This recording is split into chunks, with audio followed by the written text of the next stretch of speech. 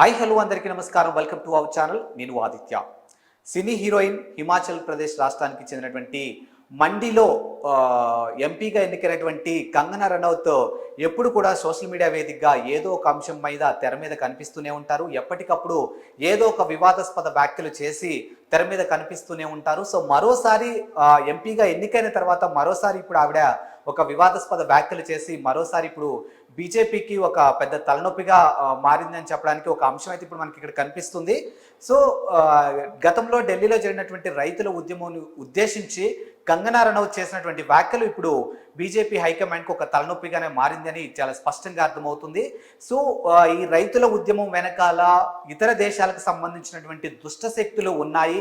వీళ్ళు కేవలం అధికారంలో ఉన్నటువంటి బీజేపీని దించడం కోసమే చేసినటువంటి ప్రయత్నాలంటూ ఆవిడ చేసినటువంటి వ్యాఖ్యలు ఇప్పుడు నెట్టింట పెద్ద దుమారాన్ని లేపుతూ ఉన్నాయి.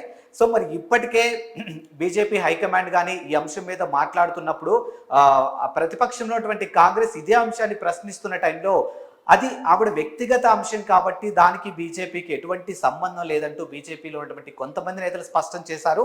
కానీ కాంగ్రెస్ నేతలు మాత్రం ఈ విషయాన్ని మీద మాట్లాడుతూ తక్షణమే ఆమె సారీ చెప్పాలి అంటూ కొన్ని వ్యాఖ్యలు అయితే వినిపిస్తూ ఉన్నాయి.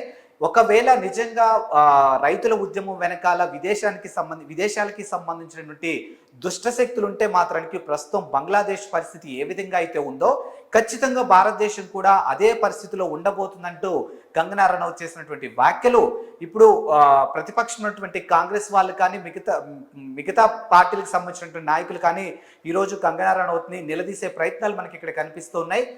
ఏది ఏమైనప్పటికీ కూడా కంగనా రనౌత్ ఖచ్చితంగా ఈ విషయంలో సారీ చెప్పాల్సిన అవసరం ఎంతైనా ఉంది అని అంటూ వాళ్ళు వెల్లడించారనమాట.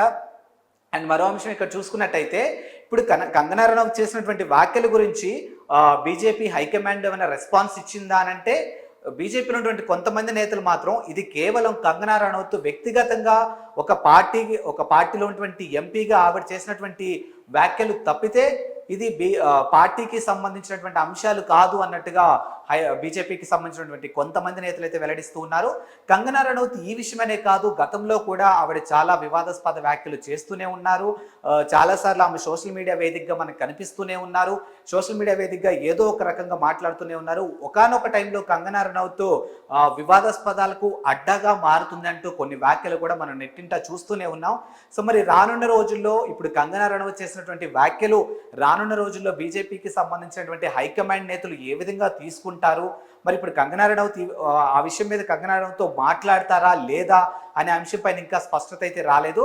మరి రానున్న రోజుల్లో ఒకవేళ కంగనా రనౌత్ చేసినటువంటి వ్యాఖ్యలు కనుక తప్పు అయితే మాత్రం మరి ఆమె మీడియా ముఖంగా వచ్చి సారీ చెప్తారా లేదా అనే అంశం కూడా ఇప్పటివరకు అయితే ఇంకా స్పష్టత రాలేదు. మరి రానున్న రోజుల్లో ఈ అంశం ముందుకు ఎలా వెళ్తుందో చూద్దాం. సో మరో టాపిక్తో మళ్ళీ కలుద్దాం. అంతవరకు సెలవు, నమస్కారం.